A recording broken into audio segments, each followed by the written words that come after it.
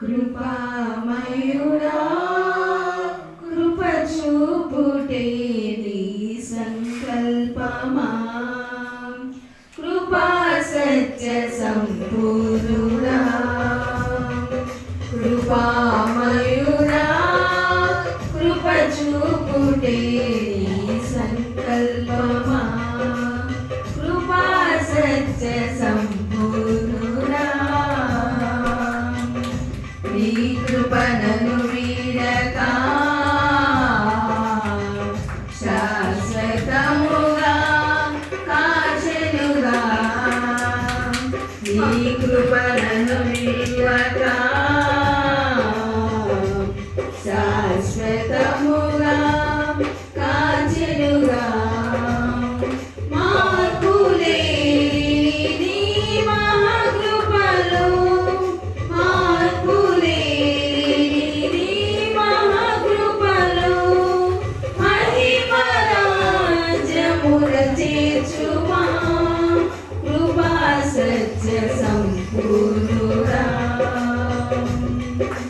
నీ కృపాభిషేక తైలమై నా తలపై ప్రోక్షించినావు, నీ కృపాభిషేక తైలమై నా తలపై ప్రోక్షించినావు.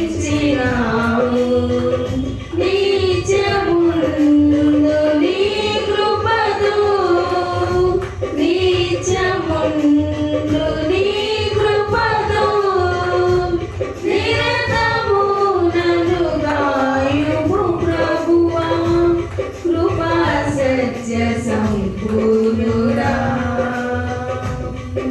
నీ కృప రక్షణ దుర్గమై నా ముందర నడచిన ప్రభువా, నీ కృప రక్షణ దుర్గమై నా ముందర నడచిన ప్రభువా.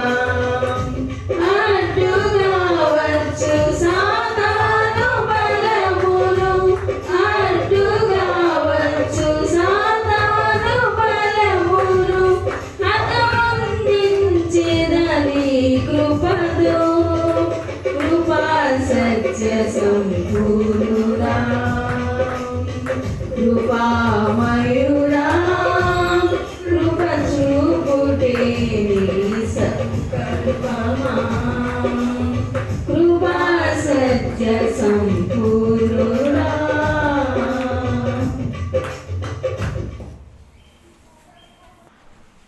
కూడి ఉన్న మీ అందరికీ ప్రభు యేసుక్రీస్తు వారి ప్రశస్త నామమున శుభావేదనాలు తెలియజేస్తున్నాను. దేవుడు మిమ్మల్ని దీవించునుగాక.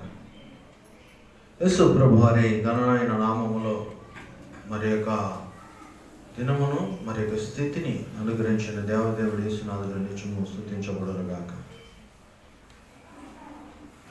దేవుని స్తుతించడం ద్వారా మనకి మేలు. దేవుని ఘనపరిచిన మనము గత కాలంలో అనుభవించిన స్థితిని బట్టి దేవునికి స్తుతి అర్పిస్తున్నాం. స్తుతికి యోగ్యుడను ఆరాధనకు పాత్రుడైన యేసు దేవుడు మన ద్వారా ఘనపరచబడాలని మహిమపరచబడాలని మనకిచ్చిన ఈ యొక్క రక్షణ విలువైనది. వాక్యం స్పష్టం. చదువుకున్నాం. కీర్తన గ్రంథం 81వ సంకీర్తనలో మేలు ఆయన మనకేం చేస్తున్నాడు? అయ్యో ఇశ్రాయేలీయులు, నీవు నా మాట వినిన ఎడల ఎంత మేలు. మేలు చేసేవాడే కానీ ఆయన కీడు చేసేవాడు కాడు. అయ్యో నా ప్రజలు నా మాట వినిన ఎడల, ఇశ్రాయేలు నా మార్గములను అనుసరించి నడిచిన ఎడల ఎంత మేలు, ఎంత.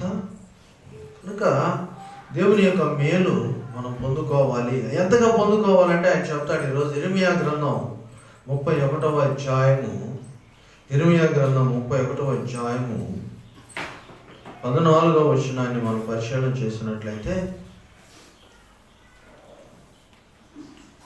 ఇర్మీయా గ్రంథం 31వ అధ్యాయం 14వ వచనం క్రొవ్వుతో యాజకులను సంతోషపరచెదను, నా జనులు నా ఉపకారములను తెలుసుకొని తృప్తి నొందెదరు. ఇదే యెహోవా వాక్కు. మనతో ఉన్నవాడు మన తండ్రి మాట ఏమిటయ్యా అంటే, మనకు మేలు చేయాలని ఎవరిని వదిలిపెట్టాల.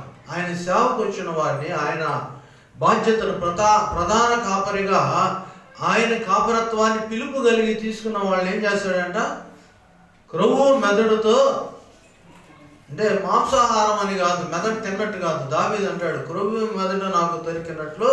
అంటే దేవుని యొక్క తలంపు, దేవుని యొక్క ఉద్దేశము, ప్రజలను ఆశీర్వదించే భాగ్యం, ఘనత, మనసారా ఆనందించు, మనసారా ఎవరిని వదిలిపెట్టలేదండి, అందరినీ మేలు తృప్తిపరిచాడు ఆయన. ఇక్కడ వాక్యం స్పష్టం, ప్రభువుతో యాజకులను సంతోషపరచదను, నా జనులు నా ఉపకారములను తెలుసుకొని తృప్తి నొందెదరు. స్తుతి ద్వారా దేవుని మార్గం నీకు తెలియపరచబడుతుంది. దీంట్లో తృప్తి పరచటం దేవుని యొక్క ఉద్దేశం. మేలు ఎవరు? అందరికా? లోకంలో అందరికి కాదు. ఎవరైతే ఆయన స్తుతికి ముందుకు వస్తున్నారో, ఆయనను ఆరాధించటానికి, ఆయన్ని గణపరచటానికి ఎవరైతే ఇష్టపడుతున్నారో వారికి ఆయన ఏం చేస్తున్నాడు? ఉపకారాలే. దేవుడు ఎప్పుడు అపకారము, యెహోవా అందరికీ ఉపకారం. ఆయన మేలు చేసేవాడే కానీ అపకారము చేసేవాడు కాడు. నా జనులు, నువ్వు ఆయన బిడ్డవాలి ముందు. కనుక యోహాను సువార్త 1వ అధ్యాయం 12వ వచనంలో అంటాడు కదా, తనను ఎందరు అంగీకరించారో వారు దేవుని పిల్లలకు అధికారము. మొదట నువ్వు ఆయన బిడ్డ అవ్వాలి. ఆయన దగ్గరికి వచ్చావు, ఆయన బిడ్డ అవ్వాలి. అప్పుడు నువ్వు వచ్చే స్తుతిని బట్టి దేవుడు నీకు మేలు ఉపకారం చేస్తాడు. రానైన దినాలన్నీ నువ్వు నడిచే మార్గంలో నీకు రక్షణగా, ఆయన మరణ పునరుద్ధానములలో దాగి ఉన్న విజయమును నీకు అనుగ్రహించి మేలుతో తృప్తిపరుస్తాడు. ఈ మేలు ఎలా ఉంటుందంటే సకల విధముల మేళ్ళు అంత ఉంటాయి. పౌలు భక్తుడు చెప్తాడు కదా కొలస్సీ పత్రికలో స్పష్టమైన మాట, బుద్ధియు జ్ఞానమును సర్వ సంపదలు ఆయన యందు. ఎవరి యందండి? ఆయన మేలులో యేసయ్యను నువ్వు కనపరిచినప్పుడు ఏమొచ్చింది అంటే బుద్ధి, అంటే ముందు జీవితాన్ని సరిదిద్దుకునే క్రమము, జ్ఞానము, సిద్ధపాటుతో కూడిన నడవడి, సర్వ సంపదలు, not only gold, not only diamond, not only money, not only higher position, ఒక స్థితి కాదు, అన్ని రకాల పరిపూర్ణత, సమృద్ధిని ఇస్తాడు. అందుకని ఇక్కడ తృప్తి మనిషికి కలుగు చేయవాడు ఆయన. ఎవరండి? తృప్తి కలుగు చేయవాడు ఆయన. ఈ తృప్తిని నీకు ఇవ్వడానికి ఆయన ఇష్టపడుతున్నాడు. కనుక నీవు ఆయన స్తుతించాలి. అన్నీ ఇస్తాడు. అన్నిటితో పాటు ఇంకోటి అంటాడు, మనం చదువుకున్నాం, అతి శ్రేష్టమైన గోధుమలను అనుగ్రహించి నేను వారిని తృప్తిపరచు. కీర్తన గ్రంథం 81వ సంకీర్తన 16లో మనం చదువుకున్నాం, అతి శ్రేష్టమైన గోధుమలతో నేను వారిని, కొండ తేనెతో నిన్ను తృప్తిపరుస్తాను. పోషిస్తాడు. అతి శ్రేష్టమైన గోధుమలను అనుగ్రహించి నేను వారిని పోషించదను. కొండ తేనెతో ఫ్రెషస్ ఫుడ్ ఇచ్చి, ప్రశస్తమైన ఆహారాన్ని ఇచ్చి నిన్ను బలపరుస్తాడు. అది వాక్యాహారం, శారీరక ఆహారం, మానసిక ఆహారం. ఇందా చెప్పాడు కదా, ఏ యాజకులను కొవ్వు మెదడుతోనైనా సమయస్ఫూర్తిస్తాడు, ఆలోచనయుక్తమైన మాటనిస్తాడు, నీతో ఆయన నడుస్తాడు. వాక్యం స్పష్టం, అతి శ్రేష్టమైన గోధుమలను అనుగ్రహించి నేను వారిని పోషించదను.